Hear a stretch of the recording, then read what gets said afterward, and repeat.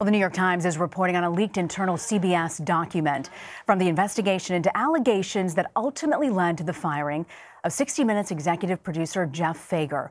The report suggests 60 Minutes did have issues involving bullying and sexual misconduct by some employees. And according to the Times, it also reveals that the late Don Hewitt, who created and ran 60 Minutes for decades, was accused of sexual assault, and that CBS has been paying his accuser as part of a multi-million-dollar settlement. But investigators did not find a, quote, toxic work or frat house environment for women at CBS News as a whole.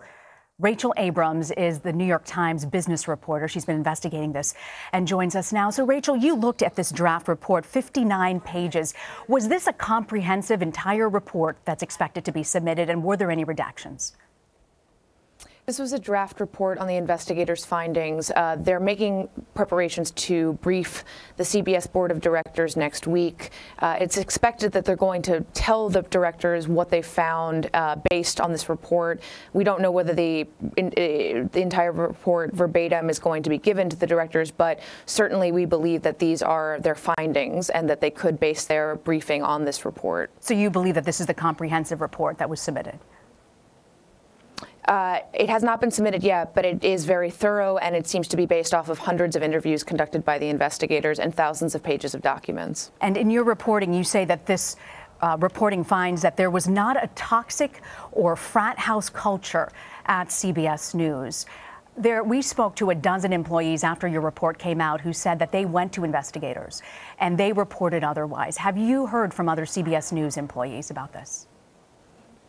I don't want to comment on any kind of sourcing that we may or may not have, but I will say that the investigators spoke with hundreds of people, and and presumably they heard a mixed bag of results, and they certainly found that while there were some instances of misbehavior by top executives, they did not find a pervasive culture of this frat house environment. Mm-hmm.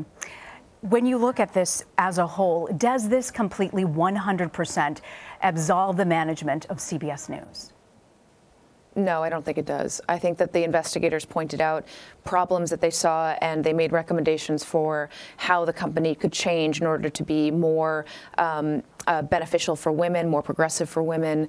They identified issues relating to the separation of 60 Minutes and CBS News. 60 Minutes has operated so autonomously from the rest of the organization that investigators found that the lack of oversight really enabled people to behave in ways that went unchecked. And that was especially true of 60 Minutes former executive producer Jeff Fager. The investigators found that people that worked at 60 Minutes really had no recourse to report complaints in any efficient way. You looked at the culture, as you mentioned, of 60 Minutes in this report. You were able to get a comment from Jeff Fager. Did he dispute the veracity of any of these details in this investigation that you presented to him? I can't comment beyond what is in our story, but certainly we presented him with all of the details that we plan to include in the report that we issued yesterday. And I believe in his statement, I can't remember exactly what he said, but I'm sure you have the statement, and I think he sort of just defended himself overall. And I believe later on in the evening last night, he gave CBS a statement saying that he felt that the report largely exonerated the atmosphere and working environment at CBS. I want to ask you about your reporting on Don Hewitt, who created 60 Minutes. You uncovered that there was this sexual assault accusation and there was a settlement. What can you tell us about this, and how was it able to be renegotiated over the years? So what we know is that in the 1990s, CBS investigated accusations that Don Hewitt had sexually abused a woman working at CBS, and they found the allegations to be credible and initially negotiated a settlement worth nearly $500,000.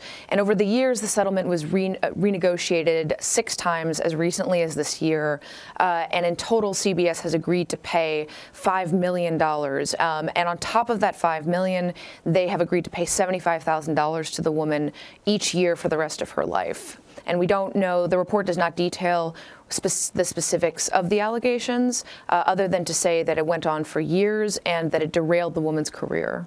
Do you know who at CBS authorized the renegotiation of the settlement with Hewitt? I do, I believe, but it was not included in our story, and we're not prepared to release that information at this time. A lot of this report, 59 pages, was it just largely about Leslie Moonves? How much of it looked at the CBS war culture at CBS News? It was a lot of it looked at CBS News and the culture at 60 Minutes and Jeff Fager, but I would say maybe about half and half, roughly, was Leslie Moonves and CBS News, including 60 Minutes. And do you believe, Rachel, that Leslie Moonves' severance will now be withheld at this point, the $120 million?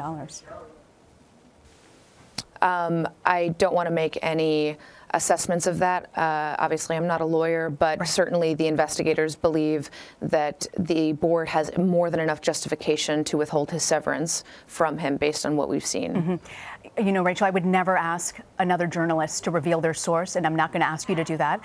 But I'm just curious about motivation. Do you have a sense of why your source felt strongly about getting this report to you?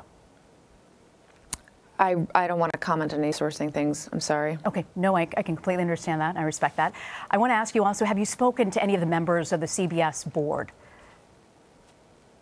Again, I don't want to comment on any kind I'm of just curious if they have weighed in as to their feelings on what they have seen in this report. We don't have any comments from them in this story. That's all I can tell you. Okay. What would you say ultimately, Rachel, when you look at this report overall for women? What does it mean? I think it means that there is a long way to go. I think the investigators noted that while there were problems at 60 Minutes, for example, they weren't as bad as, this is the investigators talking. The investigators say that the problems were not as awful as they were under the Don Hewitt administration of 60 Minutes. Now, this is, you know, really, this does not exonerate them in any way. Simply, I think what this says is that while the show has made progress, there are certainly many, many areas of improvement. And you know, I think it speaks to the legacy of the show. I think when you've got two executive producers who have been the only two executive producers of a show, one of, you know, Don Hewitt is a journalistic icon, and Jeff Fager was obviously very well respected while he was there. And I think to have two people who really built this show into what it is, being accused of this kind of misconduct, I think it really speaks for the legacy that the show has to overcome as management is deciding who to put in charge of 60 Minutes, as the board of directors of CBS is deciding who to put in charge now that Leslie Moonves is gone. I think it just shows that, you know, this company has a lot of baggage, and I think that it really needs to show that it's committed to moving forward in an equitable and just way. Rachel Abrams, I want to thank you so much for your reporting and for joining us from the New York Times. Thank you, Rachel. Thanks for having me. You bet.